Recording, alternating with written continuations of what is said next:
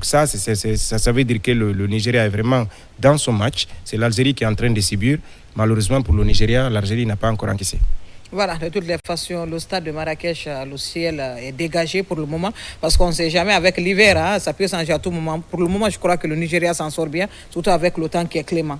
Bien sûr, ça fait partie des quelques conditions qui peuvent faire basculer ce match-là. Je pense que, mais à cette température-là, il n'y a pas de pluie pour l'instant. Ils ont les conditions idéales pour poser le jeu, pour pratiquer leur football. Sur ce qu'on a vu en première mi-temps, il n'y a rien à dire. Ils ont été super intéressants, largement au-dessus, mais comme on le dit, malheureusement, il n'y a pas une occasion qui a fini au fond du filet. Ce que j'ai de plus admiré, c'est qu'il y a un plan de jeu comme Dieu. Une nation forgée par la paix, portée par la stabilité qui ne vacille jamais.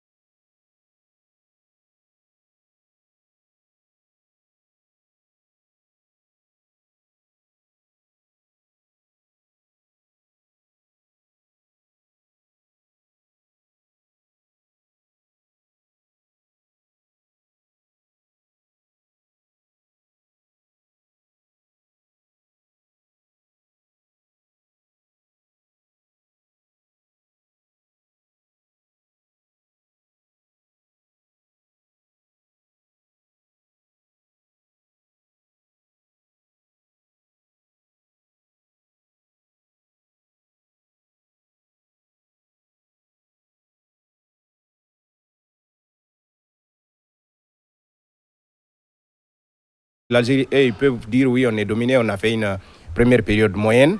Maintenant, il faut relever la tête, il faut aller chercher la victoire et le but. Mais pour le Nigeria, je crois qu'il faut juste changer la direction de la balle. Est-ce que pour vous, ce n'est pas une consigne, les consignes des coachs qu'il faut respecter sur le terrain? Par exemple, le coach algérien peut dire défendez. Peut-être en deuxième période, on va ouvrir le jeu. Il faut contenir les assauts nigérians et après sortir avec des contre-attaques. Bon, je suis pas sûr que cela soit la consigne au vu de ce qu'on a vu en première explication, parce qu'ils ont été exposés. C'est le Nigeria, malheureusement, qui n'a pas su concrétiser cette occasion.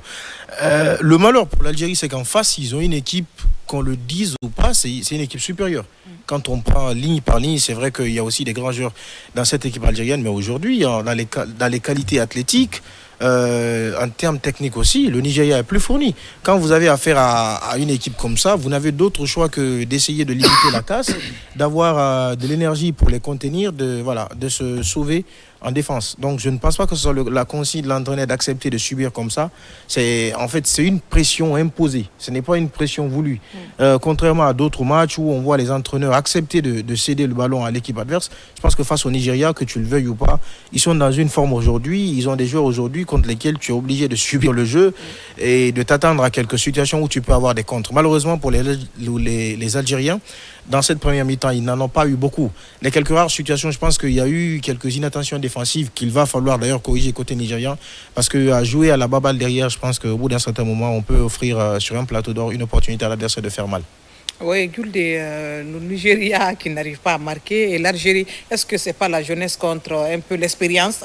Parce qu'ils arrivent à contenir quand même les assauts nigériens en 45 minutes dans le cas adverse et sans avoir un petit but. Je crois que c'est quelque chose. Bon, il y a eu aussi de la chance, parce qu'une équipe, pour avancer dans une compétition, a besoin de la chance.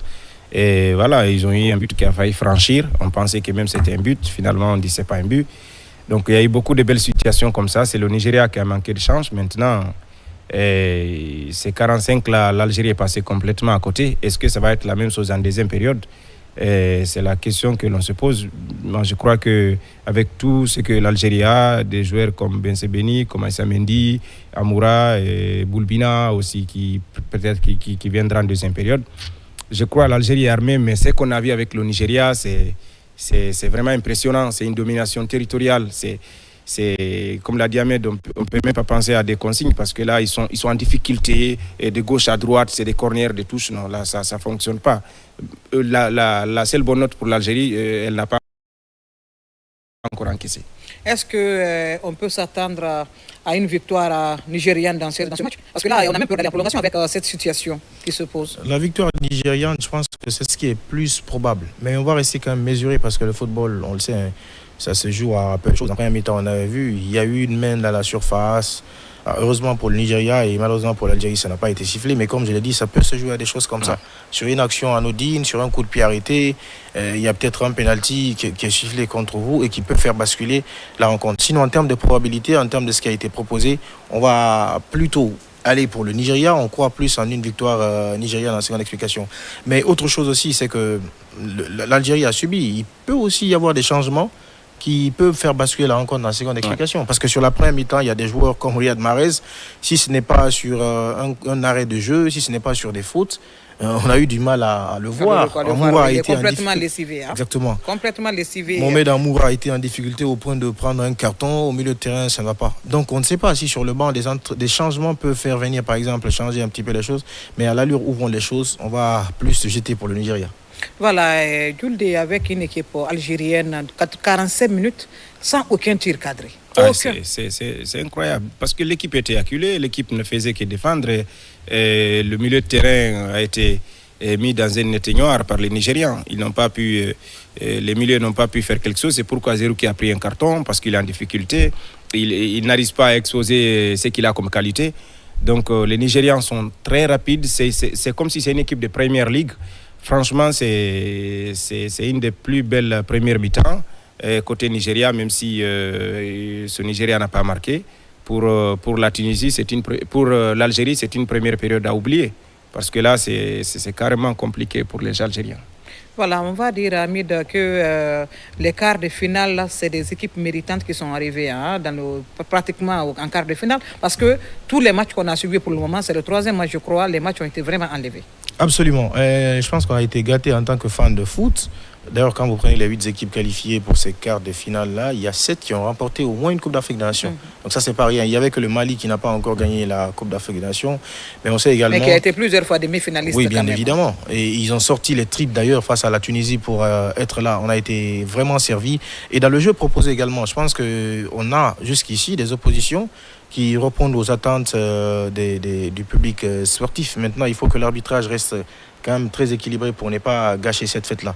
Mais quand on regarde les équipes, il n'y a rien à dire. C'est voilà, on va dire c'est un très bon dernier tour. Hein. C'est un très bon dernier tour, c'est 8e de finale, en espérant que les meilleurs vont passer pour que la suite de la compétition soit aussi plus belle. Si les arbitres l'acceptent aussi, si la CAF aussi ne s'y mêle pas. Et puis, Julde, on va parler de cette équipe algérienne. Qu'est-ce qui n'a manqué à cette équipe pour vraiment ouvrir le jeu? Bon, je crois que l'équipe a été maîtrisée. Donc les ailiers n'ont pas pu sortir les ballons pour l'attaquant. Et le milieu même n'a pas eu de ballon. Il y a eu la ligne qui est coupée complètement entre la ligne d'attaque et le milieu de terrain. Ce sont les Nigérians qui sont au milieu de terrain. Même en voyant la physionomie du match, c'est comme si les Nigérians sont les plus nombreux sur le terrain. Donc quand vous êtes dominé, c'est comme ça, vous êtes obligé de replier. Cela veut dire que la tactique mise en place par le coach n'est pas favorable à ce jeu. Peut-être qu'il va changer parce que là, ça ne va pas. Tactiquement, rien ne marche. Hamid l'a dit, quand vous ne voyez pas des joueurs comme Riyad Mahrez, ça veut dire que l'équipe est en difficulté. Et comme des milieux de terrain techniques comme Zerouki prennent des cartons, ça veut dire que tactiquement, ça ne fonctionne pas. Donc ça, c'est à revoir et peut-être changer de tactique pour voir comment résister en deuxième période. Parce que si cette domination continue, je crois que l'Algérie va prendre un ou deux buts. Voilà, dites-moi, Hamid, pour vous, qu'est-ce que le Nigeria doit changer ou bien améliorer pour aller à bout de cette équipe algérienne? D'abord, l'efficacité. Je commence par l'efficacité parce que je suis sûr que peut-être au moins il y aura une occasion en seconde d'explication. Il faut essayer de la mettre au fond. Deuxièmement, il ne faut pas baisser d'intensité. Le même défi physique auquel ils ont imposé, Voilà, on va revenir à la fin du match. Oui. Nous allons partir au grand stade de Marrakech pour aller vivre la deuxième période de ce match Algérie-Nigeria. À tout de suite.